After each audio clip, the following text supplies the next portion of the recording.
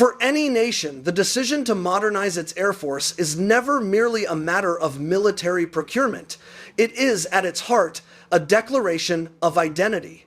It is a statement about how a country sees itself on the global stage, how it values the tax dollars of its hard-working citizens, and how it envisions its industrial future. For Canada, a nation defined by its vast geography, its rugged independence, and its commitment to prudent governance, the current conversation surrounding the F-35 Lightning II program has evolved from a simple acquisition contract into a profound national dilemma.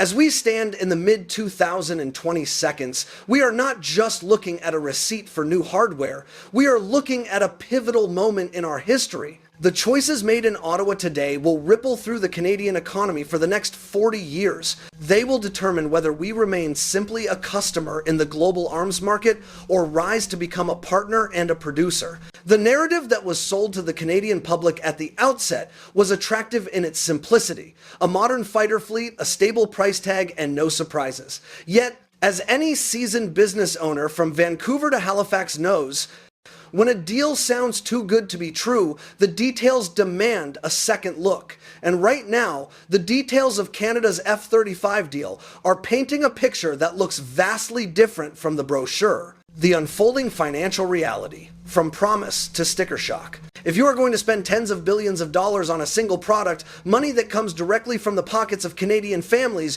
you had better be absolutely certain that you are getting the right thing at the right price, with the right benefits for your own people. This is the cornerstone of fiscal responsibility. However, the trajectory of the F-35 program suggests that this foundational principle is currently under strain. Let's look at the hard numbers, devoid of political spin. In 2022, the official estimate for the acquisition was sitting at approximately 19 billion Canadian dollars. It was a significant sum, certainly, but one that was presented as manageable and predictable. Fast forward just one single budget cycle to 2025, and that projection has climbed aggressively to 27.7 billion Canadian dollars. To put this in perspective, that is a near 50% increase in cost in a remarkably short window of time. In the private sector, a variance of this magnitude would trigger immediate audits and potentially halt a project entirely.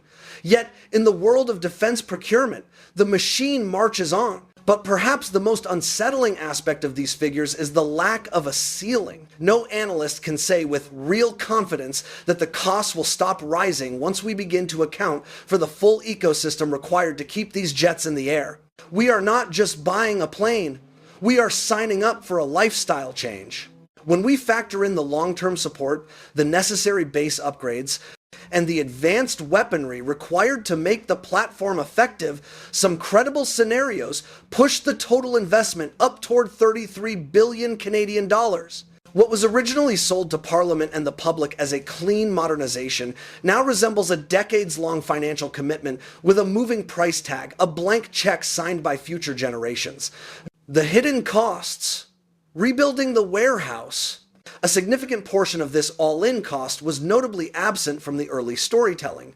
The F-35 is not a machine that simply parks in existing hangars and plugs into existing outlets. It is a complex system that demands a completely reconstructed environment. We are looking at infrastructure upgrades alone that are staggering. The contract revealed requirements that only appeared once the ink was drying. 500 million to 5 billion US dollars, depending on the scope of security networks and power systems included in infrastructure upgrades. We are talking about new hangars, new high voltage power systems, and advanced security networks that simply do not exist at our current facilities. From a business point of view, consider the analogy. It is like signing a contract to buy a fleet of new delivery trucks only to discover after the fact that the contract also obligates you to demolish and rebuild your warehouse, reconstruct the loading dock, and repave half the road outside your facility just to park them. The internal challenges are just as pressing as the financial ones. The Royal Canadian Air Force, RCAF, is already facing a shortage of pilots for the full fleet. Furthermore, Canada physically does not have enough hangar space to house these aircraft. The doubts are not just coming from external critics, they are echoing inside the government itself.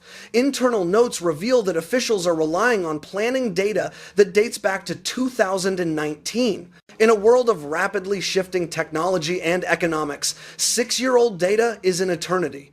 Consequently, officials have admitted they are only about 50% confident in the newer projections. Half certainty, half risk. This leads to a situation where our main operating bases, Cold Lake and Baggetville, require major reconstruction just to host the aircraft. We aren't just buying a fighter, we are rebuilding the entire environment around it. A natural question hangs in the air for every thoughtful Canadian. Are we looking at the true cost here, or are we just reading the first chapter of a much larger bill? The Swiss lesson, a mirror to our own vulnerability. Before we resign ourselves to the idea that this is just how defense procurement works, we must widen our lens. Canada is not the only nation grappling with these promises. To understand how quickly a fixed contract can unravel, we only have to look across the Atlantic to Switzerland, a nation renowned for its financial prudence and meticulous planning. In 2021, Switzerland made a decision that mirrors our own. They approved the purchase of 36 F-35 as under what was sold to the Swiss public as a fixed price of 6 billion Swiss francs CHF. The sales pitch was identical to the one heard in Ottawa. Controlled costs, no surprises, superior technology. Then, reality intervened. Despite the fixed nature of the contract, adjustments from the US side added somewhere between 650 million and 1.5 billion CHF to the total bill. The reaction was immediate and visceral. Public anger exploded. What started as a routine procurement exercise turned into a political storm that shook the government.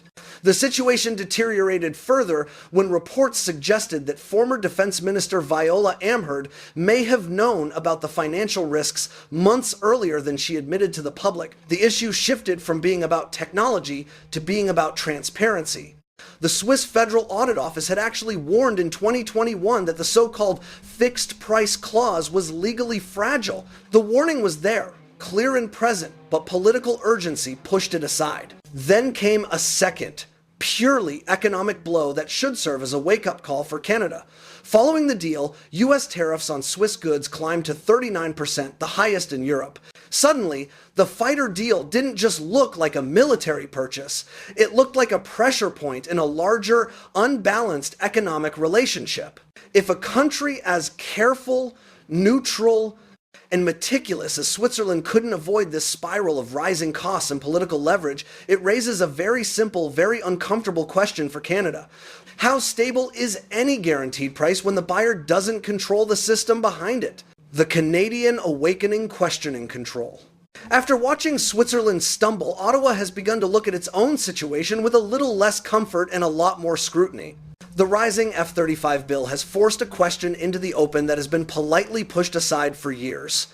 Is Canada really in control of its choices? Or is it becoming a dependent customer inside the US defense orbit? This is where the conversation shifts from accounting to sovereignty. Prime Minister Mark Carney, in this projected scenario of heightened scrutiny, has campaigned on a vision of Canada having more independence, not less. The current trajectory of the F-35 program pulls Canada deeper into the US military system at the exact moment when our national policy aims for greater autonomy. Recognizing this friction, a full review of the contract was ordered. The findings admitted something critically important. Canada relies too heavily on the United States for equipment maintenance and upgrades. Defense Minister Bill Blair has been tasked with a mandate that goes beyond simply finding a plane that flies. He has been told to examine alternatives, not just another aircraft, but the idea of assembling future fighters inside Canada to build real autonomy. This is a profound shift in thinking. It suggests that the goal is no longer just buying American by default, but ensuring that Canadian defense spending builds Canadian capability. At the same time, Ottawa has opened conversations with the European Union about reducing U.S. dependence, creating a strategic space where European designs can be evaluated not just on their turning radius or top speed, but on their strategy and economics. Industry Minister Melanjo Lee has added her own pressure to this debate, asking the question that resonates with workers in Quebec, Ontario, and across the prairies.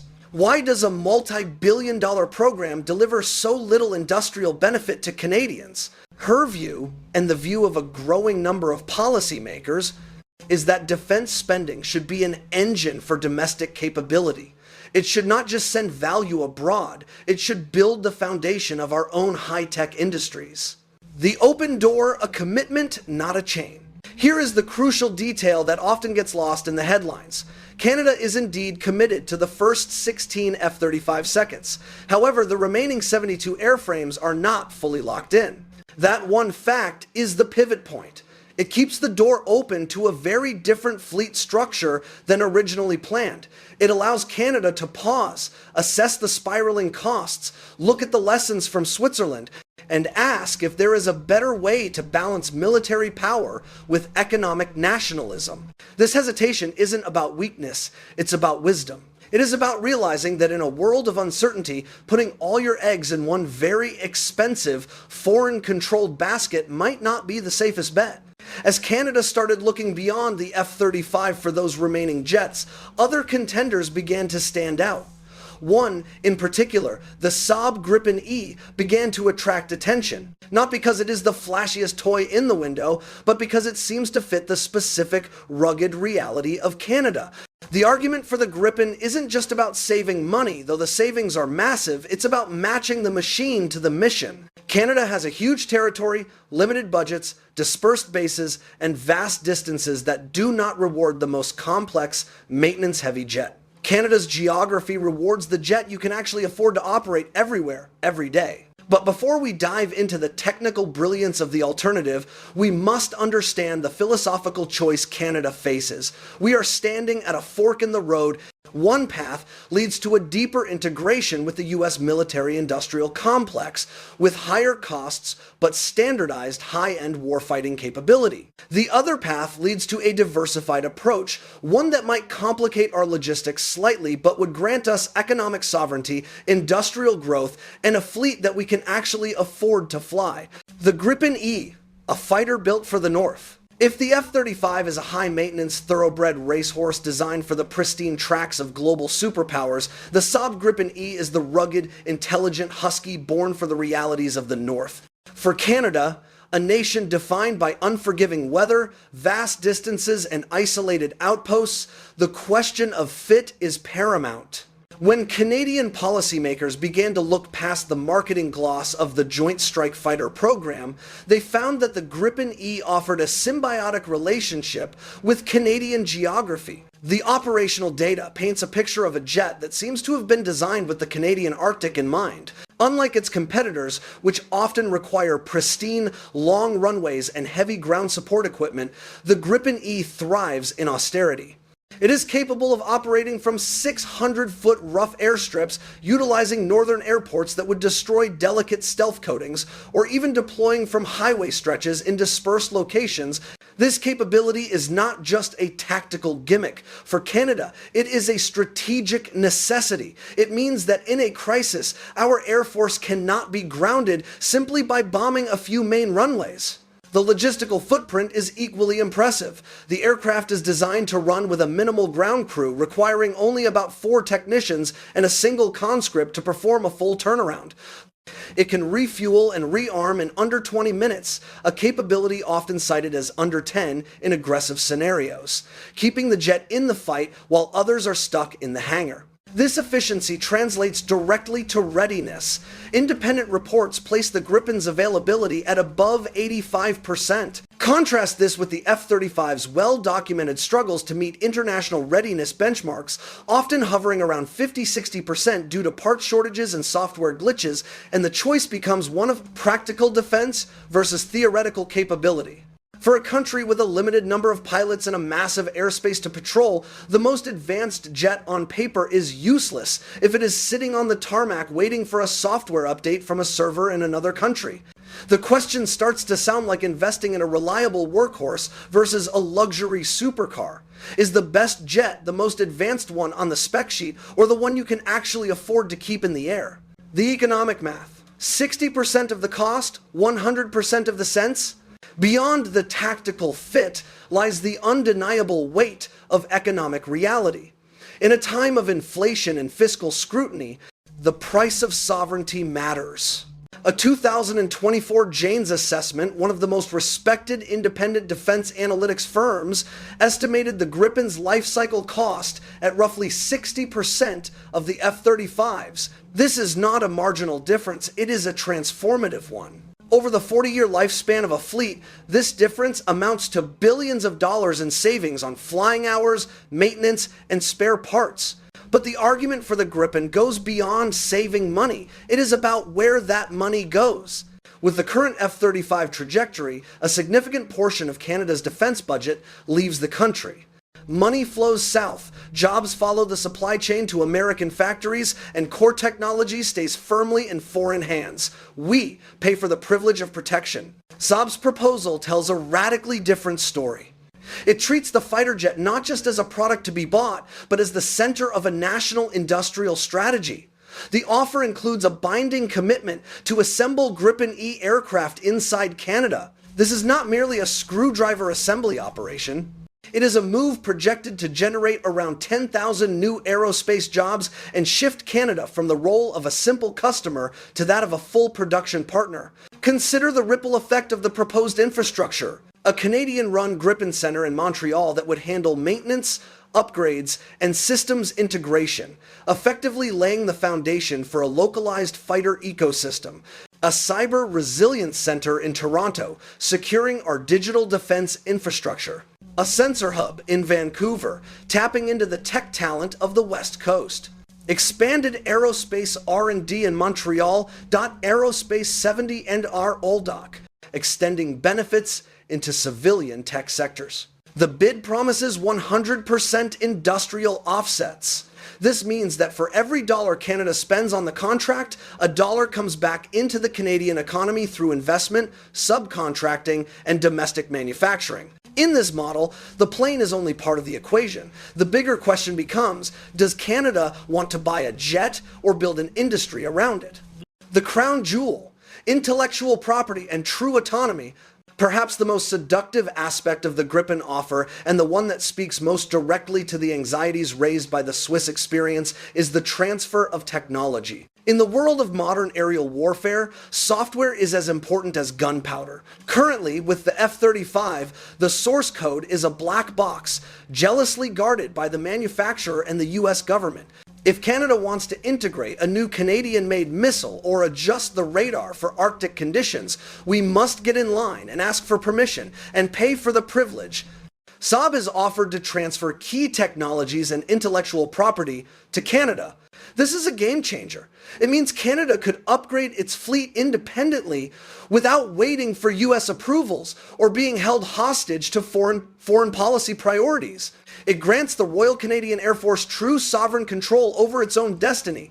It transforms the aircraft from a leased asset into a national instrument of power. The great dilemma: uniformity versus independence. Despite the overwhelming economic and industrial arguments for the Gripen, Canada faces a real internal fight, a philosophical battle that will define our military doctrine. The dilemma is this: should Canada accept the complications of operating two different fighter types, a mixed fleet, just to gain more economic autonomy from the United States?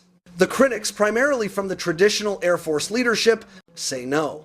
Leaders like former Chief of Defense Staff Tom Lawson argue that the F-35's combat edge, its stealth and sensor fusion, makes any split fleet a strategic compromise in a high-intensity conflict. They warn that a mixed fleet means two separate training pipelines for pilots, two sets of simulators, two distinct maintenance systems, more complex logistics chains. In their view, efficiency is king. They argue that uniformity with our NATO allies, specifically the US, is the safest bet. even if it costs more. They fear that a mixed fleet leads to higher long-term operating costs due to the lack of economies of scale. However, the economic side of the government and a growing chorus of strategists sees a different math. Industry Minister Melanie Joly and others point out that many G7 countries already run multi-platform fleets. Nations like the UK, Italy, and Australia often mix capabilities to diversify supply chains and avoid complete dependence on a single foreign provider. Her argument creates a compelling counter-narrative. 1. Risk management. The risk of operational complexity having two types of planes may be significantly smaller than the risk of being tied indefinitely to US upgrade cycles and price hikes. Diversification is the first rule of investment. Why should national security be different? 2. Cost reality. Gripen supporters argue that the training for a second aircraft type may still cost less over time than living inside a monopoly system where every major update is billed by an outside supplier. Resilience. If a technical fault grounds the F-35 fleet, as has happened with engine issues in the past, a Canada with only F-35 seconds is defenseless.